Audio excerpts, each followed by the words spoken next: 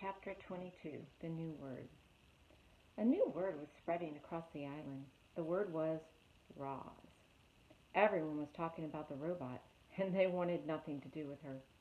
I don't think I'll ever feel comfortable knowing that Roz is on the prowl.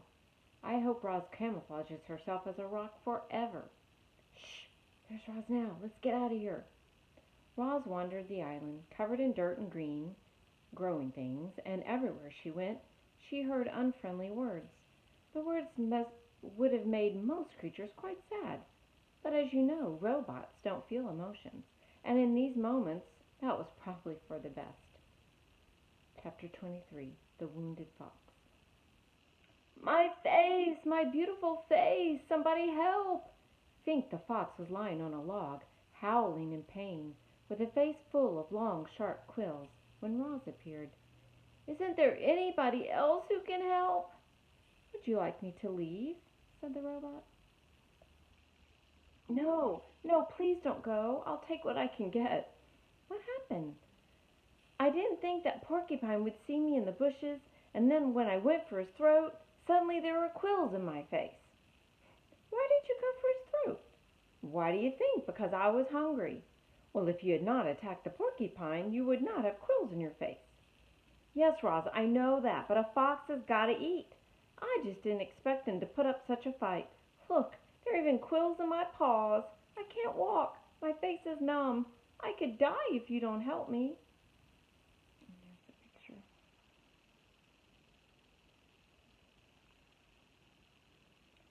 What would you like me to do?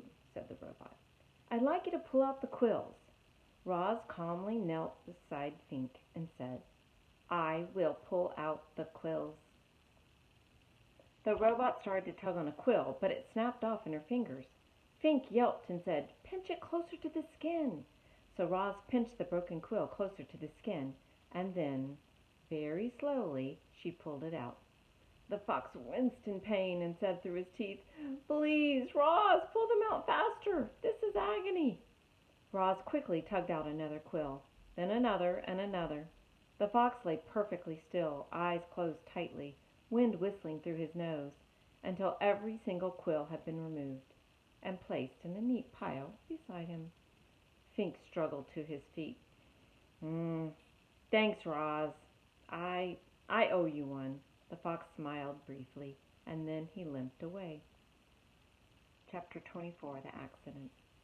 As Roz wandered through springtime, she saw all the different ways that animals entered the world. She saw birds guarding their eggs like treasures until the chicks finally hatched. She saw deer give birth to fawns who were up and running in a matter of minutes. Many newborns were greeted by loving families. Some were on their own from the very first breath. And as you're about to find out, a few poor goslings would never even get a chance to hatch. Roz was climbing down from one of the forest cliffs when the accident happened. The wind started blowing out of the north, and suddenly clouds were rushing over the island.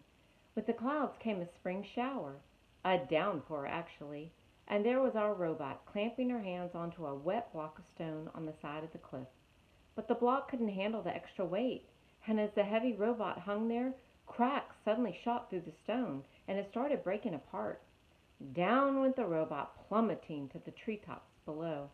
She crashed through branch after branch before finally hooking an arm around one. And then she just dangled there, swinging as rocks poured past her on their way to the forest floor. When the dust settled, Roz shimmied down the tree trunk.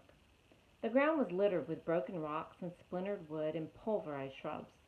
And within all that rubble was a goose nest that had been torn to shreds. 2 dead geese and 4 smashed eggs lay among the carnage.